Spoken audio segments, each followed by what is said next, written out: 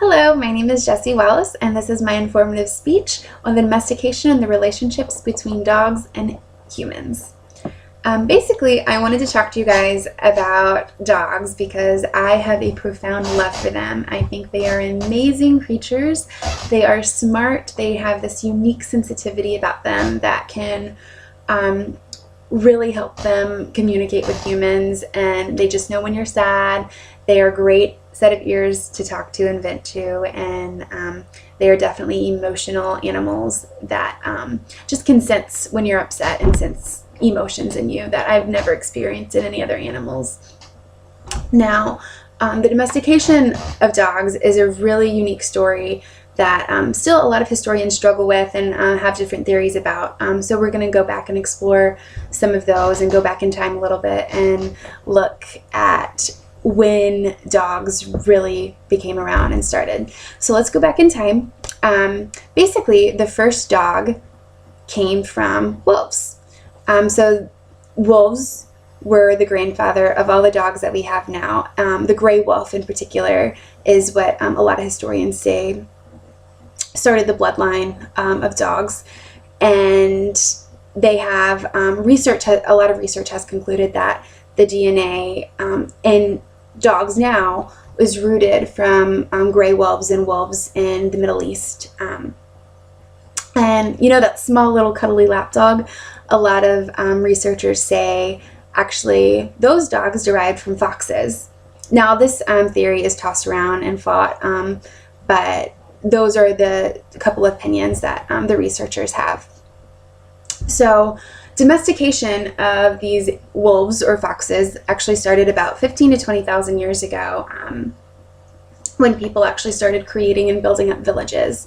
Now, the theories of how the wolves kind of started integrating in our lives is debated, but we'll talk about both of them. One theory is that wolves were dumpster divers. So when humans started building up these villages and kind of started living together in towns, that wolves would come in and start eating the scraps or the leftovers or the rotten food that they would throw out.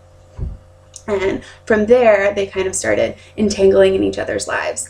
Another theory, which is kind of highly dismissed by a lot of historians, is that humans actually went in and took cubs and raised them. And because the cubs were used to being in packs, they thought of the human as the leader. And so a theory is that that's kind of how the human and dog relationship bond started, because wolves immediately responded in obedience to humans because they were their alpha.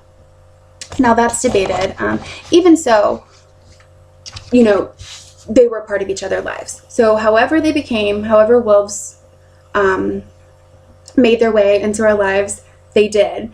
And from there, humans started working with them, started realizing that they were very obedient creatures, and they started using that. So one of the first things that wolves, or dogs now, over time they became dogs, started doing with humans is hunting. So humans notice the agility, the quickness, the speed, the smell, the sense of smell that dogs had, and took advantage of that when hunting. So that was one way that their relationship started.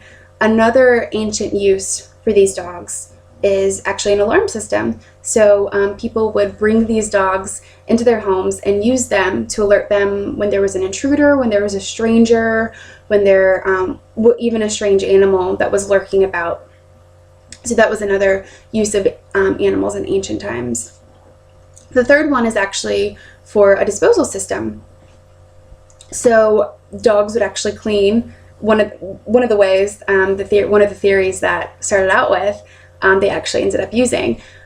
So they would actually use them as a disposal system. They would go around and clean the gutters. They would eat the rotten meat. They would keep the cities clean, make sure there wasn't any rotting food laying around, and they would use dogs that way.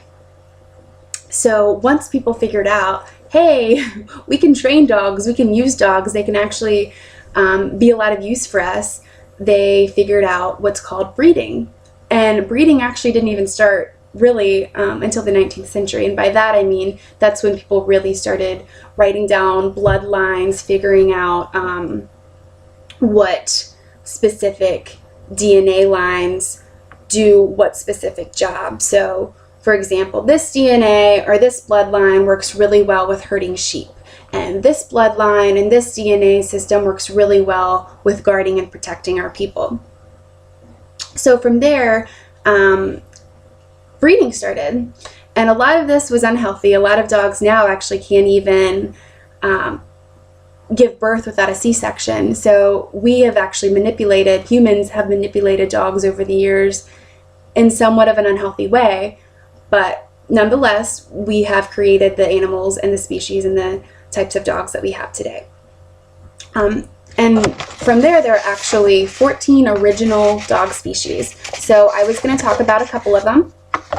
And a lot of these dogs, some of these dogs are still around, some of them are very rare.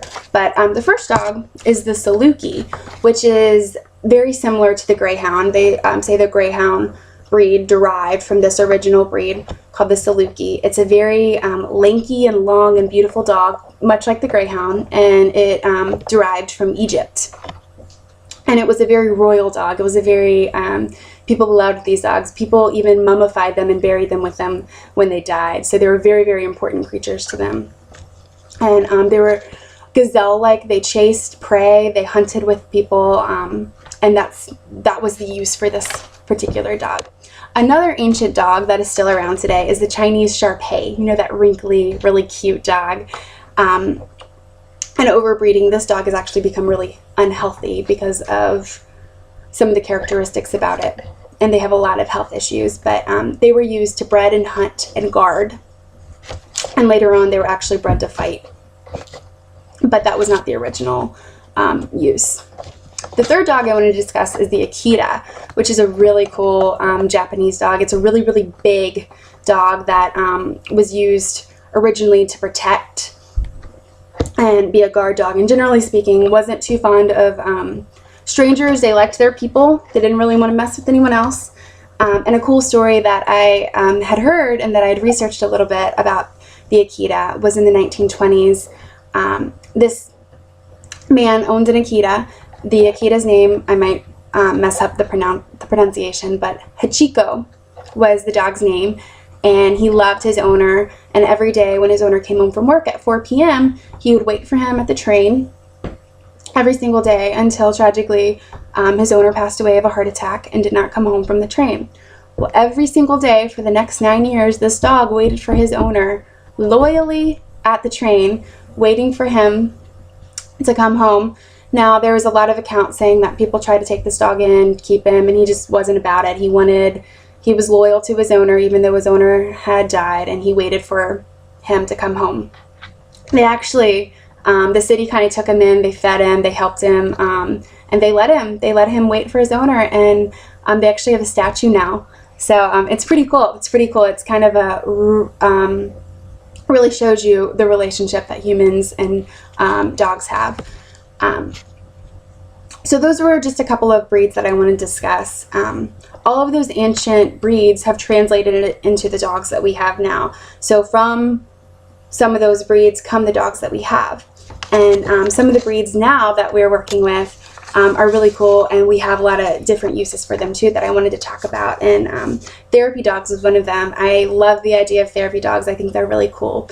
A common dog used for this is the Golden Retriever, although many dogs are used. It's not a specific breed because mainly they're used to just be a comfort and a source. Another dog, or another type of dog used today, is herding dogs or farming dogs. And they gather up sheep and they help farmers not lose their stock, and I think that's a really cool thing. Another dogs that I see is, my husband is military, so we see it a lot, are police and military dogs.